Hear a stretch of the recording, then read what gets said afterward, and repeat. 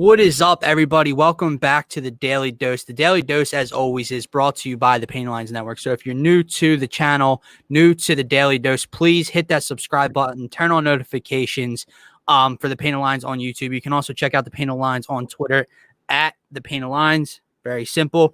If you're interested in myself or Gint's tweets, because Gint has some quality tweets out there. Please call me. I'm down bad in the Twitter department right now, dude. At Matt_McGinty, as you can see on your screen. I'm at DylanJD98. Gint, how was your weekend? Bad weekend to be a Ben hater, huh?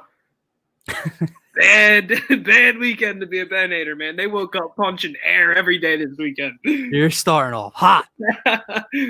Yams has a different name yet again. What's up, sucker MCs? Yams, what's going on, man? How was your weekend? So you guys can chat up with us in the comments. Keep it active. I'll get to as many as I can. If you would also like to, I'll drop the link for this video in the comments, and you guys can join. You don't have to show your face. You can just call in like a normal radio show, talk with the Gint and I for a little bit, ask a question, give your thoughts on the Sixers, Eagles, whatever you want to discuss, let us know. So Gint, let's get to it. Sixers go 2-0 over the weekend, win 3 straight, improve to 12-5 on the young season, stay in first place in the Eastern Conference by defeating the Boston Celtics 122-110 on Friday night to take both of the back-to-back set against Boston, and then come to Detroit Saturday and defeat the Pistons 114-110 to take both of an actual back-to-back, in which Joel, MVP, and Embiid played in both games to say, yo, I'm not the same guy that needs rest every back-to-back. I don't go out and drop 38 one night and then need rest the next night. No, I'm going to come out and dominate and give you 33 and a W again. Joel Embiid was named the Eastern Conference Player of the Week, while center for the Denver Nuggets, Nikola Jokic, was named the Western Conference Player of the Week. The two best big men, I should say, in the National Basketball Association.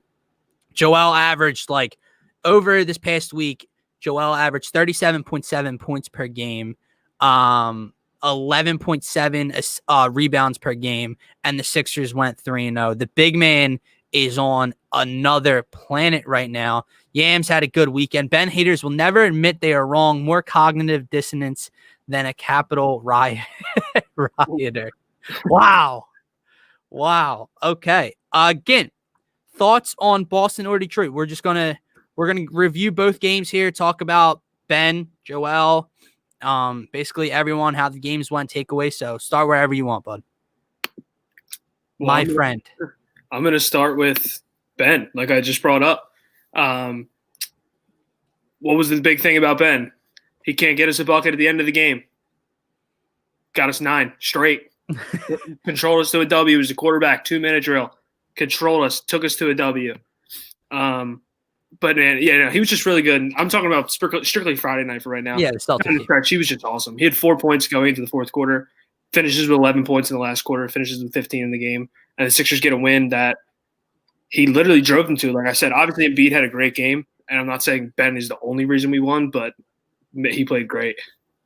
Yeah, man, 15, 11 assists. That's something else that no one's talking about. 7 of 10 from the field, so very efficient, as was one of our issues going into the game, or a lot of people's issues with Ben. But the point that you brought up about 9 straight points, he had 11 in the fourth quarter. It was the timing of it, right? So the whole thing is Ben doesn't want the ball in his hands late in the game because he can't shoot. He doesn't want to go to the free throw line late in the game, yada, yada, yada. Well, the Sixers, that game was back and forth a lot, Gint, and they were down at halftime or whatever. And then we got, a 12-point lead, I think, midway through the fourth quarter. And then the Celtics started climbing back up into the game, and they got down 4, 5, 6 points, whatever the case was. And Ben just took control, took over, 8 or 9 straight points, as you alluded to, finished through contact, got the big end one, and he showed the fire that it's weird to say, but for me, I know what Ben Simmons is in the arena and whatnot. Like when he finishes through contact and he gives you that bigger Jalen Mills shoulder flex, that wide shoulder flex, and lets out a little scream. That's the Ben Simmons. That's the fire in Ben Simmons in 2-5 that I like to see. So he was fantastic against the Boston Celtics, shut the door on their comeback late in the fourth quarter, take down Boston for the second straight time this season. But again, the stats would say he was better in Detroit. 20 points, 9 boards, 7 assists, 5 of 7 from the field, 10 of 12 from the free throw line. So again, very efficient in a back-to-back. Oh, and by the way, the thing that's undervalued in a lot of people's eyes, again, you know how many games Jeremy Grant has had this year of 20-plus points? A lot, right? 14 straight 20-plus point games for Jeremy Grant. And it could just be a hot start to the season, whatever, because I'm not going to sit here and act like Jeremy Grant's been a career like superstar, okay? But he left Denver, got to Detroit this year, and he's been on a tear since coming to Detroit. He had 11 points on 3 of 19 shooting in the 2-5 penitentiary. The definition of it. It was Jeremy Grant. Dude, well, first of all, Jeremy Grant, I didn't realize the green light that he had. I wasn't tapping into a lot of Detroit Pistons basketball, but every time he caught the ball, he shot it. Like he was getting them up there, man. But again, dude, Saturday night, he was – what's the big thing about Ben? Oh, he can't play late in the game, can't make foul shots. 10 of 12. 10 of 12 from the line. Well, can't score. Hasn't had a 20-point game this season. Well, there's 20 for you, along with 9 rebounds, 7 assists. 5 of 7 from the field, just all around great percentages. And he looked like the guy he was last season. Not that he hasn't really looked good this year, to be honest, actually. But he looked like last year, and it's a great sight to see. Let's get to some comments here. Abe said, Honest Abe is back. Yo, boys. What's going on? Let's see. Yams, I know a lot of people discount this, but Ben typically starts the season off slow, and being a hybrid point guard coming off surgery with ridiculous amounts of trade talk surrounding him, I'm not surprised. No one talks about that. No one gives him the benefit of the doubt. It's not talked about enough. There's a human effect to it, guys, and I know we want them to be bigger than life. When Carson Wentz, people get on Carson Wentz about the trade rumors, and you got to be tougher than that. He's not mentally strong enough. Well, same thing here, but my God, I wish we had like a breaking news siren here for the Daily Dose skin, because it's happened. It's happened.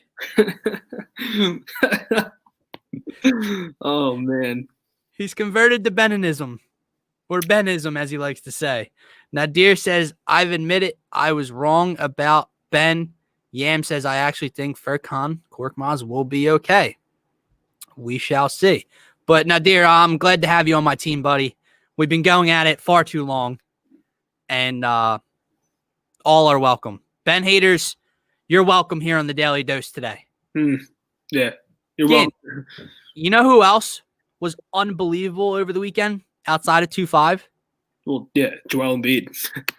Yeah, he was. Dude, I mean, I just think it needs to go notice again that Joel Embiid's efficiency has just been unbelievable. He had 38 points on 15 shots on Friday night. Yeah. Like, that's just he world. 14, 15 from the line. Sheesh. So Friday night against Boston, he had 38 and 11 with 3 assists in the win. 11 and 15 from the field, like you said, 14 and 15 from the line. In 2 games versus Boston. Now, obviously, we already talked about Wednesday's win on the Daily Dose last Thursday, but in those 2 Celtics games combined, he compiled 80 points on like 68% shooting from the field again.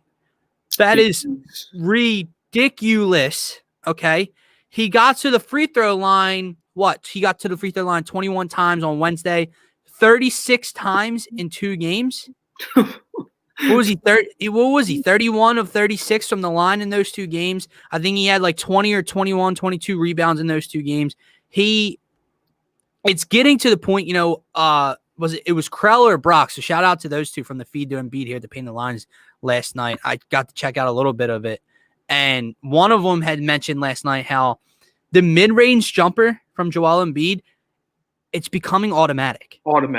It's like it's becoming seriously on him. Like there's no more Joel, get your big ass down on the block and dominate because you can do it all. No, dude, it's whether it's over a double team, over one-on-one ISO, whatever it is, that pull up mid-range jumper is becoming knocked down from the big fella. So he's been incredibly efficient, dropping you over 30 a night over the last week.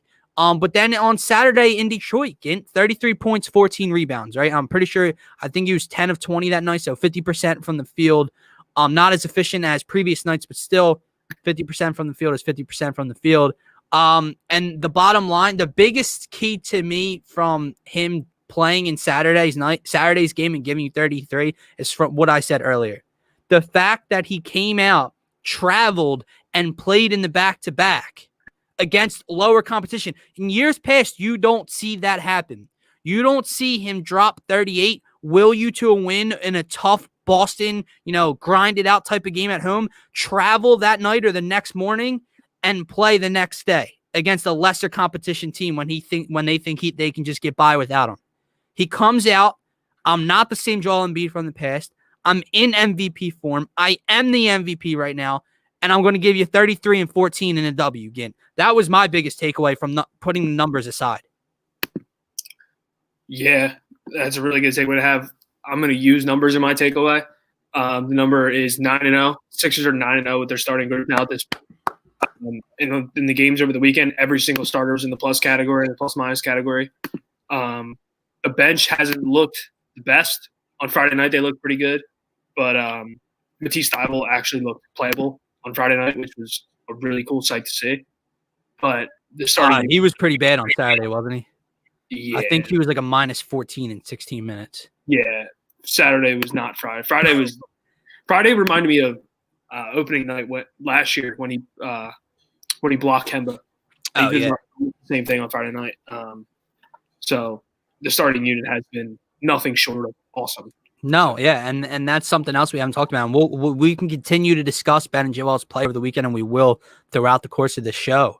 But another guy that can't, we haven't seen him in a while again, and that's why everyone was forgetting about how good the starting five looked for a while, for over the course of a couple games, and this offense looked. Seth Curry returned Friday night against the Celtics, played in both games. He struggled a little bit Saturday night against Detroit. He didn't hit a three, but he still gave you, 14 points, I believe, against the Pistons. Just to cut you off, that's something that the comparison of Seth Curry is J.J. Redick. That's something J.J. Redick could never give you. No. He's 14 points without hitting one three-pointer. So, that's just a huge plus to have with him. I agree. And then he came out in his first game back against Boston, and I believe he was 3 of 5 from 3. Continuing around that 60% mark from beyond the arc, and gave you 15. 3 of 5 from the field, 3 of 5 from 3, and 6 of 10 from the field. So it's right at 60%, 15 points from Seth. You're seeing a lot more of Seth Curry than you have in his career. He's playing a lot more minutes over here in Philadelphia, but they know their roles, dude.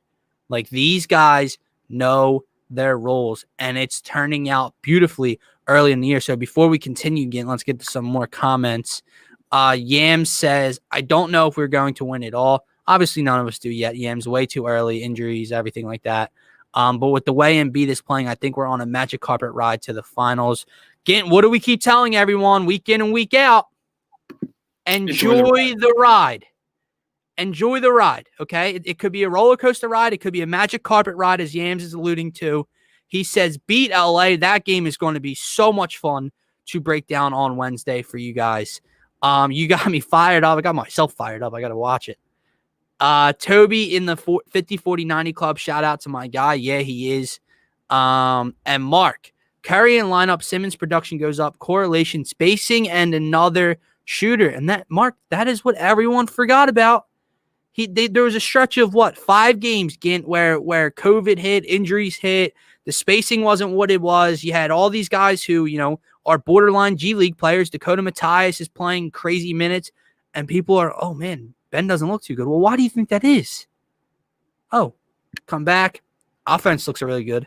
Ben looks really good. And these guys, these sharpshooters, Danny Green, Furkan Korkmaz will get some of those nights. Seth Curry, they're all the beneficiaries of having 2-5 run your offense. Nadir, he's now the leader. And Ben we trust. This has to be one of the best accomplishments ever. We turned Nadir into a Ben lover. I'm taking credit for it. Yeah. Yo, Abe says, I'm calling out of work for that Lakers game. Hold on. Let's mute ourselves for a sec. Are we good? I'm still hearing. No, I think we're good now. All right. I was hearing myself. Are you hearing it? No. Is anyone else?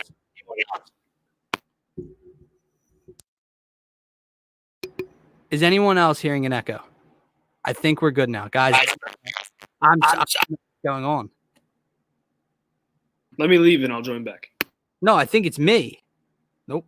Gint left me. Guys, let me know in the comments how my audio sounds. It's sounding a little weird. Yep.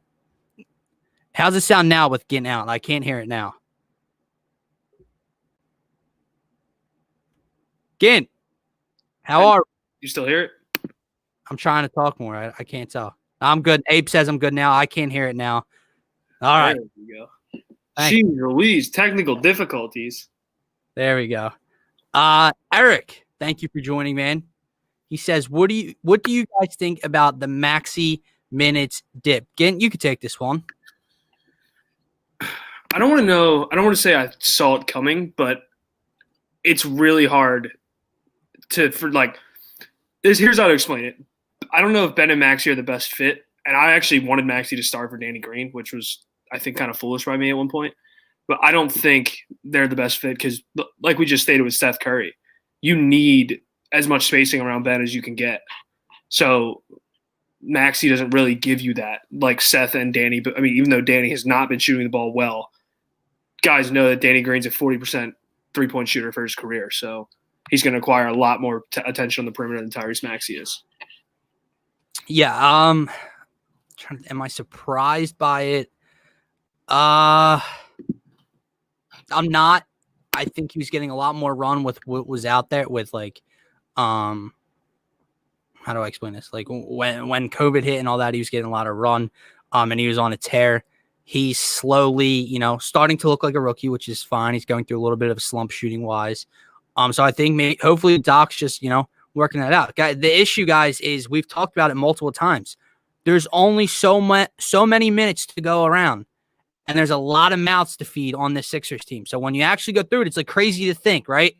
Oh, man, Tyrese Maxey looks so good. And everyone wants to see, this young, up-and-coming, rookie this year who's playing so well on the floor. However, how much time can he realistically get? You know what I'm saying? Like if Shake's, slowed down over the weekend, but if Shake's playing at a high level, averaging 16, 17, you have Ben running your offense. How much is out there for Tyrese? And now you're seeing it with Isaiah Joe. Isaiah Joe doesn't have the hype around him like Tyrese Maxey. He's not the player that Tyrese Maxey is, but there was an opening. Tyrese Maxey came in, filled it, played well. There was an opening. Isaiah Joe came in, shot it well, played well. Furkan Korkmaz comes back. Isaiah Joe hits the bench. Tyrese Maxey isn't fully on the bench, but we'll see. I think I trust Doc to, work it out. And the bottom line, guys, is they're 3-0 since. So what's working is working. And I'm not going to force Tyrese Maxey into a bigger role if it's not there at the moment. Nadir says, I'm just worried about JoJo playing 37, 38 minutes. Is that sustainable? He's not playing 37. Yeah, you're seeing it in the games that require him to be big down the stretch and play a lot of minutes. 30 on Friday, and he played 35 on Saturday.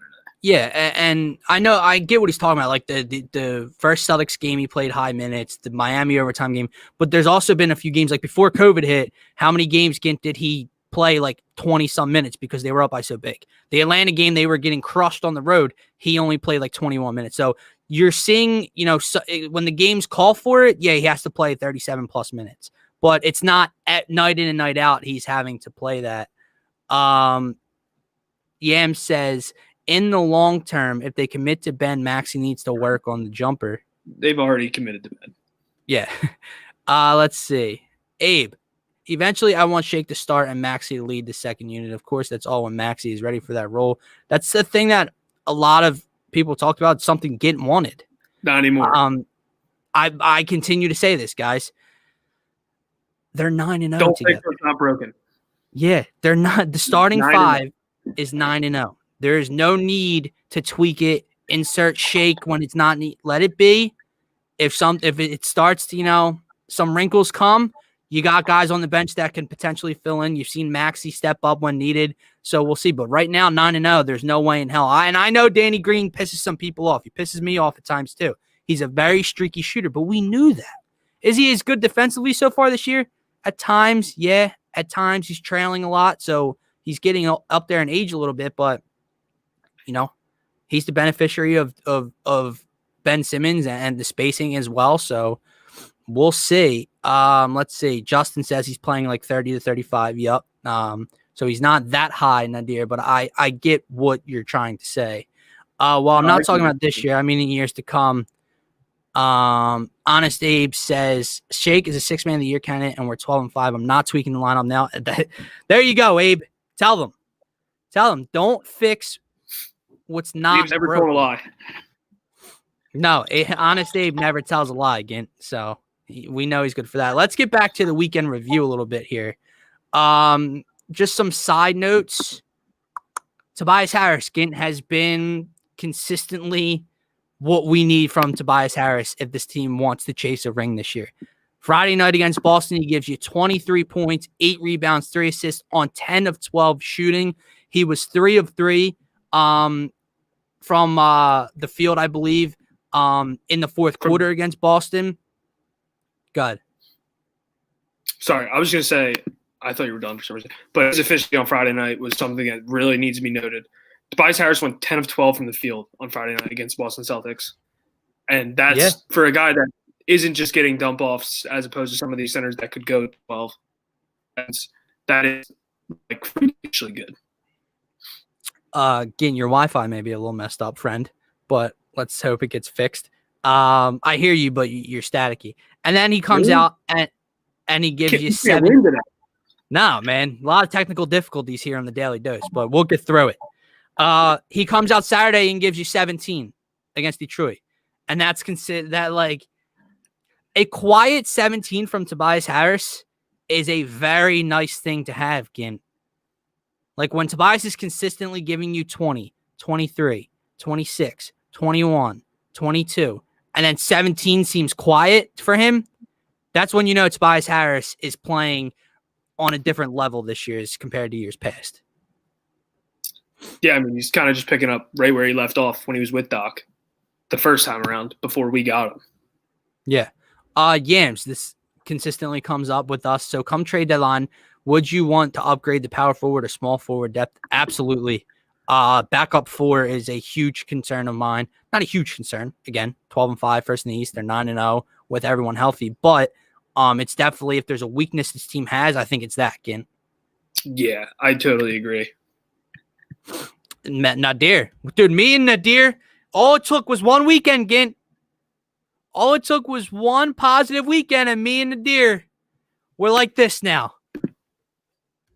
Eric Wiggins says Toby's defense has been underrated too during the stretch. Completely agree with you. We've talked about that a decent amount here on the Daily Dose. Look, offensively, he's clearly taken a larger step, right? From last year. He's in the 50, 40, 90 club shooting wise. He's been very efficient. He's averaging like 19 or 20 points per game. But his defense has been huge for this Sixers team so far this season. And Honest Abe, already getting to tonight's game, I cannot tell a lie. The Sixers win comfortably tonight. Hashtag Honest Abe takes. That's a great hashtag, Gint. We might have to start pushing that forward here on the Daily Dose. Gint, any other takeaways, players, parts of the game that you want to discuss from the weekend? Not really. I think we kind of tagged on everything. Danny Green obviously has been struggling a little bit, but 9-0 with the starters. Can't beg for too much, you know what I mean? No, I completely agree with you, man.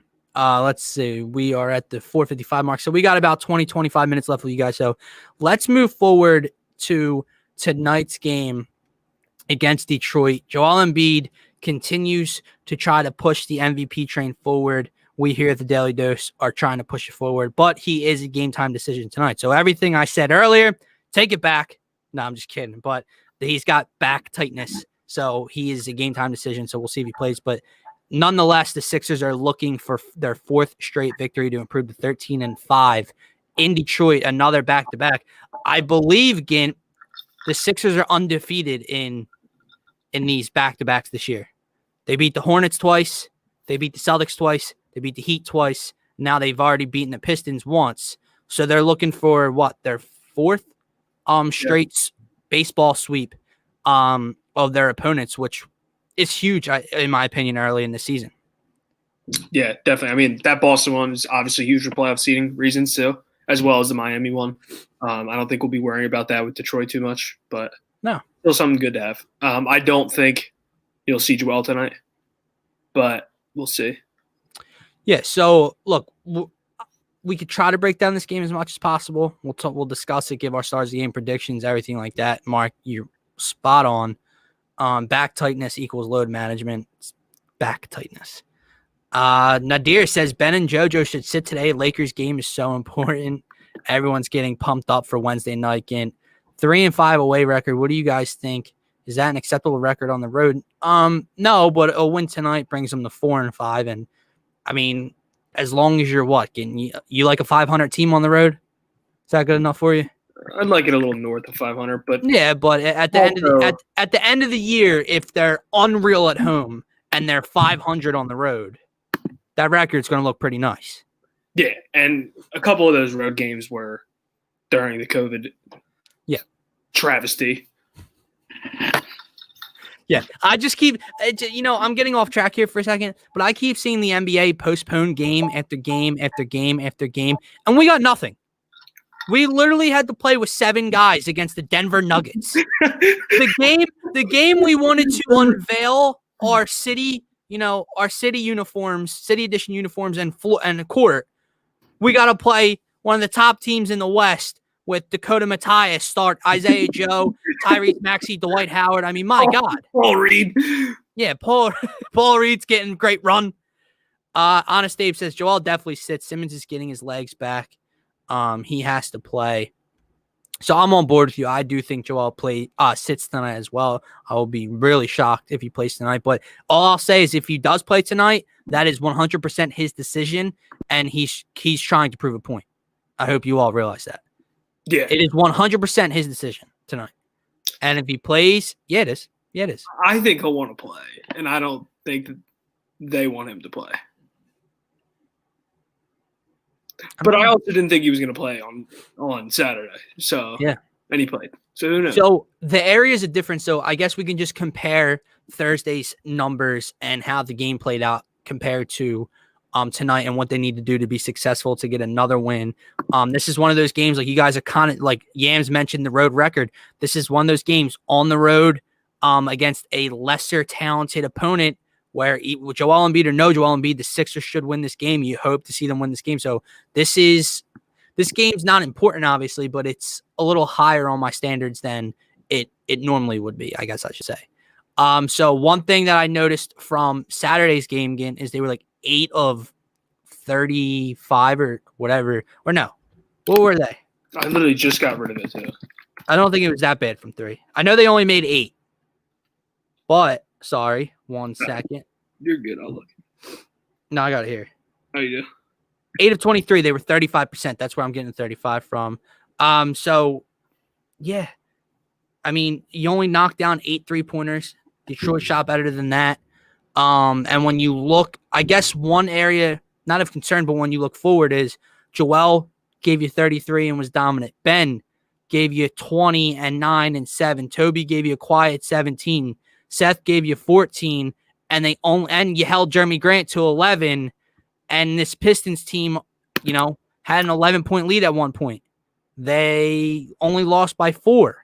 So there's clearly areas of improvement for tonight's game, Gint. What do you expect to see tonight from your hometown 76ers? Yeah, I mean, if Embiid plays, you have to go right back to where you left off, and it's just let him absolutely dominate Mason Plumlee on the block. Mason Plumlee had absolutely 0 answers for Joel Embiid. He was doing the normal thing that people do when they guard and throw their arms in the air when they completely foul him and complain about it for some odd reason. It's like a stigma in the NBA.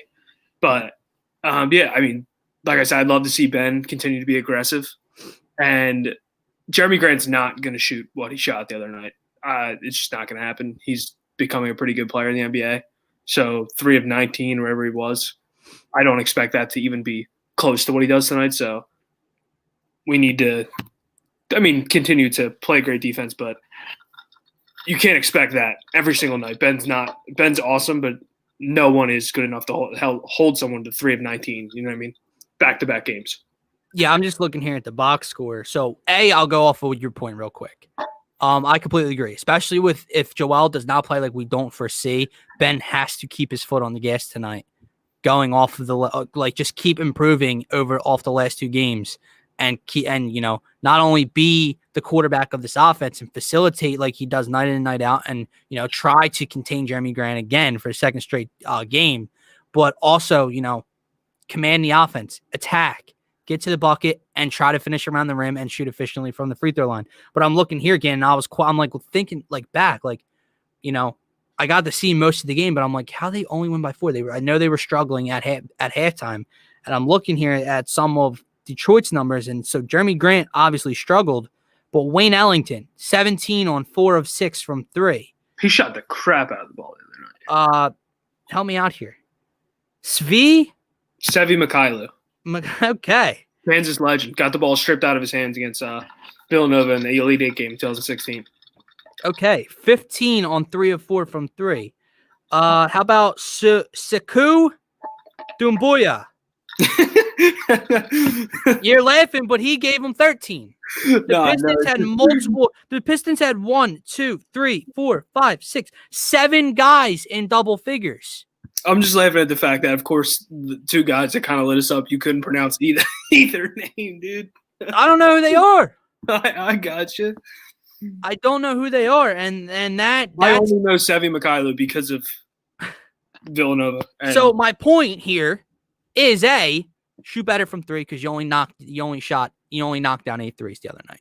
And I think they will shoot better from 3 tonight. Ben has to stay aggressive, and also contain their role players. When these 2, and dude, they're far down the list on the bench in that box score. Yeah. So they're like the 9 and 10 dudes coming off, 8 and 9 dudes coming off the bench here. And they gave you 15 and 13 or 14, 13, whatever I said. Wayne Ellington shot efficiently from 4 of 6 from 3. Like those things. Let me ask you this, game. Would you rather have that, or would you rather, those guys are those guys tonight, but Jeremy Grant is, a bucket tonight? What would you rather? What benefits the Pistons more? 7 guys in double figures, as you saw, they only lost by 4 against the Sixers, or everyone else, kind of being the Pistons, and Jeremy Grant gives you 28? I mean, I guess you'd rather one guy get 28 rather than 7 in double figures, but I think you'd love to go with the same method you kind of went with the other night, where it's have other guys beat you rather than Jeremy Grant. And they couldn't get it done. You know what I mean? Like, Jeremy Grant played horrible, and even though we only won by 4, we still won. Sevi Mykhailiuk isn't going to beat you in a basketball game when you have Joel Embiid and Ben Simmons, Tobias Harris. Same thing with Wayne Ellington. So, in terms of game planning, I don't think much is going to change for the Sixers, which that's why in the NBA you don't see teams usually beat teams twice in a row in a back-to-back. And they have all year so far. Exactly. So don't be surprised if the Pistons just give you an absolutely different look. Mason Plumlee's going to continue to cry still, though, probably. So I couldn't. Well, okay. Well, let me explain to you why. I guess watching the game, I'm watching Ben, attack and drop 20. I'm watching Joel be MVP Joel, and so on and so forth. But outside of the 4, outside of Joel, Ben, Toby giving you 17, and Seth giving you 14 without hitting a 3, as we mentioned earlier, he was still 6 of 11 from the field. Again, I don't believe he's missed a free throw also this year. Seth. Really? I'm pretty sure that's out. Yeah, I saw that the other night. And he went 2 of 2 against Detroit. So I'm pretty sure Seth Curry has not missed a free throw this year. However, you get beyond those 4, and I just read you 7 guys in double figures for the Pistons. Danny Green, 7. Shake Milton, 8 on 3 of 9 shooting. Matisse Thybulle, 0 in 16 minutes. Furkan Korkmaz, 8 efficient night, 2 of 3 from the floor, 2 of 3 from 3, 2 of 2 from the foul line. Dwight Howard, 5. Tyrese Maxey, 2 on 1 of 4 shooting. Yeah, that's your bench got dominated. Your bench got absolutely dominated after they played well against Boston. Your entire bench, so your entire starting five was a plus, and a plus by a large margin. Ben was the lowest plus minus with a +9. But outside of that, Shake -5, Korkmaz -5, Matisse -14. That is atrocious in 16 minutes. Dwight Howard -9, Tyrese Maxey -9.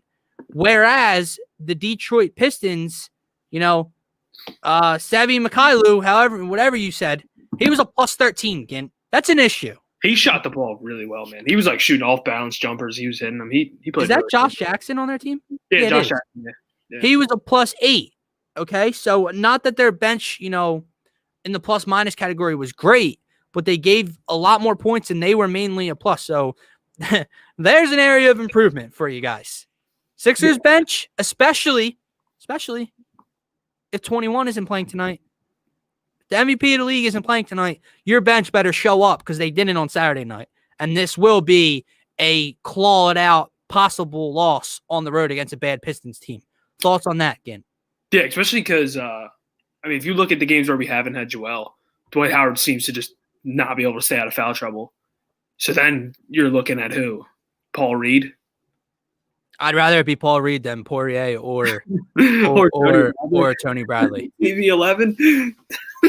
This is a guy, Nadir. Here, this is a guy that if Joel doesn't play tonight, he has to step up. Yeah, that's something we predicated around on opening night when it was a little while back, but the Sixers starters did not play well, but the bench literally kind of almost carried them to a W. Yeah. So, and since the first couple weeks of the season, we've been seeing the total opposite when the starters have played, where the starters have been carrying the load. Which when you're paying guys the way we're paying them in the starting lineup, you expect that. You know what I mean? But that doesn't mean your bench can't give you anything because this weekend our bench was just not very good. Yeah. All right, Gin, let's give our stars of the game and predictions for tonight's game against Detroit. And then I want to ask you a question about the first 17 games. I wanted to acknowledge Steve-O's question. Here you go. But I don't really have an answer. And I was just that's why I was staring at my phone so much. I'm sitting here trying to look up guys that we could get. I think we might have to. Any buyout guys? That's what I'm saying. In the buyout market, I don't know who's going to get bought out. It's going to come down to a lot of who wants to be out of the situation they're in. So something to pay attention to. That's also going to be another issue with us in Brooklyn because I think Brooklyn, any type of big man that hits the buyout market. Oh, well, they're already going after JaVale McGee, and they want Brooklyn is literally they are trying to buy a ring in Brooklyn right now. They're not getting Kevin Love. I don't know where they would – I don't even know who they can move to get Kevin Love. I don't know, but they saw their lack of depth in their defense, and they said, oh, shit. So you got nothing, Gint? No one for Steve-O? Again, I was hoping someone would comment someone's name that I would know, but PJ Tucker, good option. I don't think he gets bought out. You don't think? I think we'd have to. I think Houston likes what they have. DeMarcus Cousins has looked good. Christian Wood has looked awesome. They have John Wall. They have Victor Oladipo now, who's only looking good since he's gotten there. So I think they're content with keeping some of their guys right now and trying to pretend win. You know what I mean? Yeah, man. All right, so let's get to our stars of the game. I don't even remember where we left off, so you can pick first tonight. Gint, who are you taking for your Daily Dose star of the game for the 76ers tonight? You know who I'm going with. I'm going to take Ben. I think Saturday night was a confidence boost for Ben, I really hope, and saw how easy he can make his own life by just attacking the rim and getting to the foul line. Now that he's consistently hitting foul shots, I shouldn't say this consistently hitting foul shots because there's still improvement, but after Saturday night shooting 10 of 12 from the line, you have to have a crazy amount of confidence going into tonight, especially what you did to your number one matchup on the defensive end as well. So I'm going to go with Ben. All right. I like your pick. I'm going to go with the guy who I think if Joel Embiid is not on the floor tonight, a lot of the offense is run through, and that's Tobias Harris. Tobias Harris gave you a quiet 17 on Saturday night against Detroit. And while that's great, and this is not a knock at Tobias at all, but if Joel's not playing tonight, he has to be a manufacturer of a lot of offense. So that's why I'm going with Tobias. 17 won't be good enough tonight. I'm going to need him 23 plus probably. I also put a little bit of cash on him to hit the first bucket of tonight's game. So Toby, fast and quick start, efficient start. Come on, 12. I was going to say Toby and 12. Wolby. So that's who I'm going with, Tobias Harris. You guys can comment along your stars of the game and your score predictions as we get into that now. Again, do the Sixers win their 4th straight and get to 13-5 tonight, or do they hit a bump in the road and lose their first back-to-back against the same team this season? I'm going to go win either way. And I was going to separate it with win if Joel plays, lose if he doesn't. But I'm going to say win either way. Like I said about Ben, I think there was just an up boost in his confidence after the other night. He looked just different the way he was attacking the rim. He got into foul trouble again, so he had to play sit a little bit more than I think they would have liked to play him, especially in a close game with the way he was defending his assignment. But I think he has a monster game tonight, like a monster game. I'm gonna go with win as well, because Joel or no Joel, as right now, I think this team is starting to find and define their role, their roles, their identity, their swagger. And obviously Joel Embiid is their identity, or the biggest part of their identity, right? So him being out tonight will be a hit. But I think everyone else knows their defined roles. Like you said, if Ben can stay aggressive, and something I think has just clicked up in his mind since the 4th quarter of that Boston game, this is what I have to do. I think he's gone. I think Tobias has been playing very well. I think Shake, coming off of 2 lesser, productive offensive games, gets a bounce back game tonight off the bench. And this is just where they take care of business against a lesser talented Detroit team. I really believe that. I also don't believe that Detroit has 7 guys going double figures again. I don't believe we locked down Jeremy Grant to 11 points on that pour of shooting of a night, but I also don't believe the rest of their team contributes in the way that it did on Saturday. So I like the Sixers. Good. You don't got faith in Sevi Mikhailo? No, not at all. Watch. He's going to stroke 5 threes tonight now. It's going to happen. But I'm going to go Sixers 117, Detroit 103. 117, 103. Okay, I'm going to go 109, 100. We win. I like it. So Sixers, if you're betting tonight, Ganton and myself have the Sixers covering. As I said, my score, I liked it coming out of my mouth, and then I thought 14-point victory without Joel Embiid is a very ballsy prediction. But let's see. Justin here says, Woj just tweeted the NBA and NBA PA are discussing playing an all-star game. That's really surprising. It's really surprising considering they can't hug each other after a game, after they just sweated on each other for 48 minutes. But what the hell do I know? Abe says 117-108 Sixers. He has them winning by double digits as well. He also says, I don't bet on my teams, though. Bad mojo. I like to stay away from it, but I sprinkled some on the first bucket tonight for Tobias Harris, if you're betting out there. Again, we got a few minutes left, so really quickly, I wanted to ask you, what was one thing we were saying on the Faithful Fanatics before the year started? We thought it was going to take some, time, some struggle, some growing pains for the new Sixers coaching staff, system, player roles, all that to, come together before we judge them, before, you know what I mean? So we said, 20, 25 games in? Well, we're 17 games in and they're first in the East. What are your thoughts, just general, over the first 17 games? Is the level they're playing at sustainable where the Sixers can seriously take first place in the East into the playoffs? Or do you think there's a drop-off, mid to later in the year, and they're more realistically a 3 or 4 seed? Until we're proven wrong, I don't see why not. I mean, the starting 5 is like we've only stated 1,000 times that they're 9-0. When we're at full strength, we are 9-0.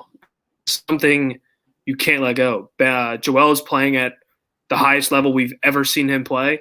Tobias is back to 50, 40, 90. Tobias Harris is the one that we traded for, and we all thought is the one we gave a max contract to. And has struggled, but again, we're still winning games.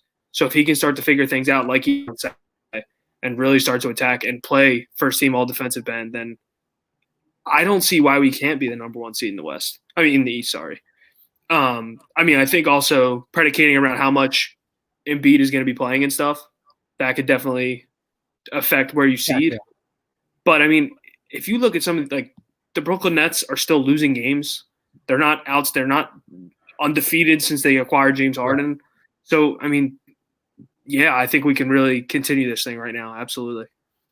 I agree with you, and it's even more of a external factor as well, rather than internal with the Sixers. So I do think they are good enough. They're showing it right now, because like 17 games isn't just, a fluke. You know what I mean? At some point within the first 10 to 15, something would have came out. They have had, I think, they had like the second easiest schedule. Whatever, you play who's in front of you. What I will say is externally, the only team that I see winning the East over the Sixers, like in the regular season, is Milwaukee. Because Brooklyn, as you mentioned, they're going to be a scary team come playoff time. They're super, super talented. And if it works, watch out. But they have to figure some stuff out right now. They don't have to find, they just put this thing together. It hasn't looked fantastic. Now they're trying to go out and make more moves. So that's an issue for them. The Heat have had COVID hit them. Toronto, and they're struggling. Toronto struggling. Brooklyn with that Tice up. Is Nadir correct? Joel Embiid out tonight? Let me check for you. But Toronto and Miami are off to a very slow start. Boston with that Tice and Tristan Thompson 4-5, and who knows how much Kemba's going to play this year, because he's getting rest tonight. So I don't see them taking the 1 seed. No JoJo tonight. And the Clippers did have COVID hit them. Kawhi Leonard, Paul George are out. Really? Yeah, that is. So are they playing? No. Okay, I was going to say, yeah, because the NBA really, locked down on if COVID hits a locker room. So yeah, I think not just internally how the Sixers look. They're not playing. The game's still happening, I'm pretty sure, though. Oh, really? Yeah, no, that's what I meant. Wow, that's surprising. It says Kawhi Leonard and Paul George have entered NBA's health and safety protocols and will miss tonight's game against the Hawks. I have both of them in 2 different fantasy basketball leagues, so that's good. Again, we have 3 minutes left here. I want to get your thoughts on, obviously, when it gets closer to Super Bowl weekend, we'll discuss. Yeah, we can also date back to the Faithful Fanatics podcast where Matt McGinty chose the right Super Bowl before the season even started, but. Did you bet on it? You should have bet on it. I did, so I just won that bracket. No, I mean pre-season, before the season started. If you would have played, if I would have bet on it, they wouldn't even make the playoffs. So I want to get your thoughts on championship weekend. The Bucks Packers had a very wild ride. Aaron Rodgers put on a show, but it wasn't good enough. Tom Brady put on a show early and ended up throwing 3 picks. But at the end of the day, he is back to the Super Bowl for the 10th time. He has won just as many NFC championship games as Drew Brees and Aaron Rodgers has, which is ridiculous. He's the greatest of all time. If anyone ever wants to debate it, they can come on the show and debate it with me. And yourself, again, because I know that's how you feel as well. Absolutely. But the one thing I will say about that game, refs should never play a role in a game, in the outcome of a game, regardless of how big the game is, especially championship weekend. We saw it 2 years ago, dude. We saw it with the Saints and the Rams, right? With the no call. And now you have the call after there was no call after no call all game long. Look, did he grab I think it was Kevin King. Did he grab the jersey? Thanks. Did he grab the jersey? Okay, he grabbed the jersey. Does a jersey pull result in diving headfirst, flailing to the ground for the wide receiver for the rookie wide receiver for Tampa Bay? It's physics. Does a pull result in someone flying that way? No, it doesn't. It was the biggest flop. It was one of the biggest flops I've ever seen. And dude, you do not throw that flag. I don't care. You do. What? When you have the NFL MVP on 4th and goal, you go for it when you're down a touchdown. When you're going to have to score a touchdown. I agree. Matt LaFleur is not. You know how I feel about Dougie P. If I was Packers fans, I would be devastated. You know how I felt about Dougie P. later in his tenure as the Eagles head coach, and I wanted him gone this offseason. But Matt LaFleur is no Dougie P. because Dougie P. would have never, ever kicked that field goal. That was an awful decision. When you're the MVP of the league inside the 10-yard line, you go regardless. You still needed another touchdown. You still need. It's not like the field goal brought you down to within a field goal or whatever. You still needed to find the end zone again. So just go for it. If you don't get it, you save a little bit of more time. You're already saying, and you're down inside the 10. Go 3 and out. Yes. The bottom line is you don't throw that flag, and you do not throw that. You didn't call it all. Was it pass interference? Sure. Was it pass interference for the first 3.5 quarters? No, it wasn't. It wasn't called once. They let them play all game. You can't complain that they called a pass interference call when you're saying it's pass interference. No, dude, there's circumstance. We always talk about you do not throw that flag. He acted like he got hit with a goddamn baseball bat. You can't. You're sitting here saying it's pass interference. You have to throw the flag. It decided the NFC Championship. That was third down. That was third. That was third. I'm not saying the Packers would have won. What I'm saying is you ended the game. They had no timeouts left. Yeah. They had no timeouts left. That was the final play of the game. Because you threw that flag. You cannot do that. When you didn't, you're supposed to just get away with murder on third down because they let it go all day long. They didn't throw. The game didn't have a single flag in the first half. I know. I tweeted that. That was they crazy. They let crazy call, no call after crazy no call go all game, and then call that in the final minute and a half. I agree with what you're saying. That the way they were calling the game, that probably should have been let go. But dude. He should have ran the ball in on third down. I agree. No one talks. I know. I just busted Matt LaFleur's balls for a second. No one talks about that. Yeah. He is the MVP of the league. He's one of my favorite players of all time to ever watch. That is a bad man. I have no idea what he was thinking. I have no idea what he was thinking. Because even the throw, Gint, was in the double coverage and should have been picked off. Like, it wasn't like the receiver made a bad play, dropped the ball, whatever. It was He made not only did he not run straight into the end zone, which I think he would have made it in easily, standing maybe, he almost threw a pick. So I have no idea what he was thinking about there. And the other game to wrap up tonight's show, the Chiefs take down the Bills. Andy Big Red is going back to another Super Bowl with Kansas City. Early thoughts, I like Kansas City in this one. Tom, it's going to be fun to watch. At home? Yeah, that is crazy. Also, we didn't throw that out there. The Bucs are the first ever team to host a Super Bowl. But the last thing I'll say is Josh Allen wasn't ready for the moment. Was not ready for the moment. Dude, that pregame thing where they were like pick like who has the edge, and they took the quarterback and they chose the Bills. Like, I didn't see that. Mahomes quoted it. Oh, I didn't see it. Yeah. Whoever did, dude, people were just disrespecting the Chiefs all postseason. They were acting like as if the Chiefs didn't go 14-2 or whatever this season, or 15-1. Mahomes is 25-2 in his last 27 starts or something. Yeah, dude. And people were acting as if like because they weren't blowing teams out, they were winning games. They should have lost this game, and they didn't look that good in this game. People were like, "Oh, I love the Bills." Okay. Okay. Good luck covering Tyreek Hill and Travis Kelce, who for the second straight playoff game this postseason each had over 100 yards, a touchdown. Like, they are unstoppable. I'm taking what? I'm taking Tom. I don't think so, dude. Meant to be. I don't think so.